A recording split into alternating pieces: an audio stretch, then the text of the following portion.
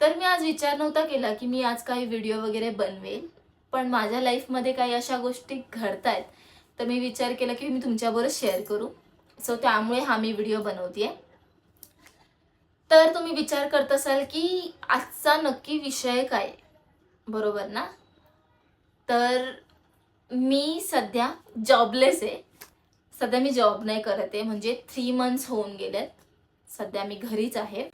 तर मला ह्याचा किती तोटा होतोय आणि किती फायदा होतोय, मी आज तुमच्याबरोबर ते शेअर करणार आहे. पहिली गोष्ट तर तोटा आहे, कारण की आपण जर जॉब सोडला तर आपल्याला किती सिच्युएशनला फेस करावं लागते हे आपल्यालाच माहिती आहे. बिकॉज आपला काही टार्गेट असतो, महिन्याचा टार्गेट असतो आपला. सामान म्हणा, लाईट बिल म्हणा, जे पण आपलं जे एव्हरी मंथ जे असतं त्या गोष्टी, परत आपले सेव्हिंग्स असतात, या सगळ्यावरती खूप इफेक्ट होतो, बरोबर ना? तर तसा माझ्याबरोबर पण काही घडलाच आहे म्हणा. पण ना, तुम्ही आता असं म्हणाल, बाबा ही जॉब शोधत नाहीये का, किंवा काय असं. तर असं काही नाहीये, मी जॉब शोधतीये. फक्त असं झालंय की मी स्वतःसाठी, माझ्यासाठी टाइम काढलेला आहे थोडा. आणि ह्यासाठी माझ्या भावाचा, माझ्या फॅमिलीचा मला खूप सपोर्ट आहे. आणि त्यासाठी खरंच थँक्यू. बिकॉज कसं आहे ना, माझ्या भावाला मी जर बोलायला गेली ना की दादा थँक्यू, तू मला असं, म्हणजे तोच स्वतः मला बोललेला की ताई तू एक काम कर, 1-2 महिने तुला जेवढा टाइम घ्यायचा तेवढा तू टाइम कर, रेस्ट कर, काही घाई नाही आहे जॉबची, मी आहे म्हणून. त्यामुळे मला तो खूप सपोर्ट झालेला.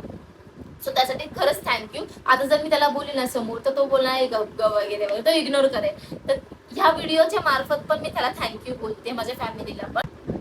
तर मी जो माझ्या स्वतःसाठी, मी जसं तुम्हाला बोलली, मी स्वतःसाठी मला थोडा टाइम घेतलेला, कारण की आपण कसं आहे ना, आपण काम करतो, पण त्या कामामध्ये आपण एवढं मग्न होऊन जातो, आपल्याला काहीच कळत नाही की आपला टाइम काय आहे काय नाही. म्हणजे आपण लाईफमध्ये काय करायला पाहिजे, काय एन्जॉय वगैरे, त्या सगळ्या गोष्टी आपण इग्नोर करतो जसं आपण कामाला लागतो, बरोबर ना?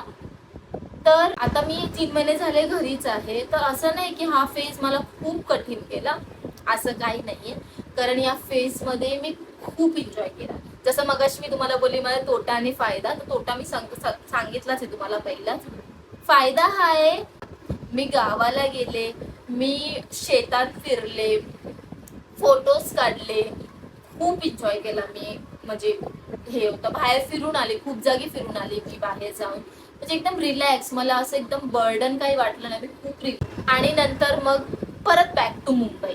एवढा एन्जॉय वगैरे केला आणि शेवटी मग परत मुंबईला यावं लागलं मला. आल्यानंतर परत तेच जसं होतं तसंच, म्हणजे मी ट्राय करते अजून पण जॉब वगैरे साठी, जागी अप्लाय वगैरे पण केलेले आहेत. म्हणजे असं आता आता एकदम फोकस आहे की मला जॉबला लागायचंच आहे बाबा अशामध्ये.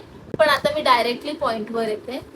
आता मी घरी आहे सध्या. तर मला खूप जण प्रश्न विचारतात, जॉबला नाही सध्या, काय करतेय, ट्राय केलंस की नाही जॉबसाठी वगैरे वगैरे, सगळ्या गोष्टी अशा मला विचारतात.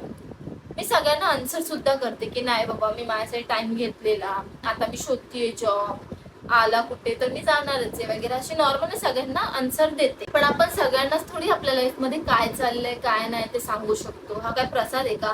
स्वतः आता हळूहळू मीच डिमोटिवेट व्हायला लागले. कारण की आपला पण काही एक टाइम असतो, आपल्याला पण काहीतरी लाईफमध्ये करायचं, आपण विचार करतो.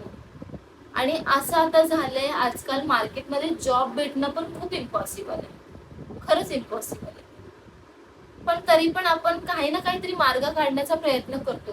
बट प्रत्येकाला त्या गोष्टी कळत नाही, बिकॉज ते बोलून निघून जातात. त्यांना त्यांना माहित ना, ते विचारून निघून जातात. बट आपल्याला माहिती आहे आपण कुठल्या फेज मधून चाललोय. तर माझा हा व्हिडिओ बनवण्याचा मागचं तात्पर्य एवढंच आहे की आता मी ज्या फेज मधून चालली आहे, तसेच जर तुम्ही व्हिडिओ बघताय माझा आणि तुम्ही पण हा फेज एक्सपिरियन्स करत असाल, माझं हे सांगणं आहे माझ्या मित्रमैत्रिणींना की तुम्ही डिमोटिवेट होऊ नका. जे तुम्हाला बरोबर वाटतं तेच तुम्ही करा. आणि ज्यांना बोलायचंय त्यांना बोलू द्या, ते त्यांचं काम करतात, आपण आपलं काम करायला पाहिजे. आपण आपला फोकस हलता कामा नये. आपल्याला काय लाईफमध्ये पुढे करायचंय ह्याच्याकडे आपण फोकस ठेवायला पाहिजे.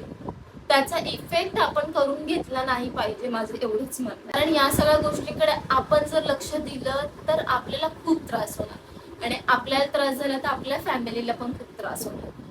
तर त्यामुळे बिकॉज कसं असतं, हा फेस खूप हार्ड असतो हे, कारण की आता मी हा एक्सपिरियन्स घेतलाय त्यामुळे मी तुम्हाला बोलते. तर या सगळ्या गोष्टींकडे लक्ष देण्यापेक्षा तुम्ही तुमचा जो फोकस आहे, तुम्हाला काय करायचं लाईफमध्ये त्याच्याकडे फोकस करा.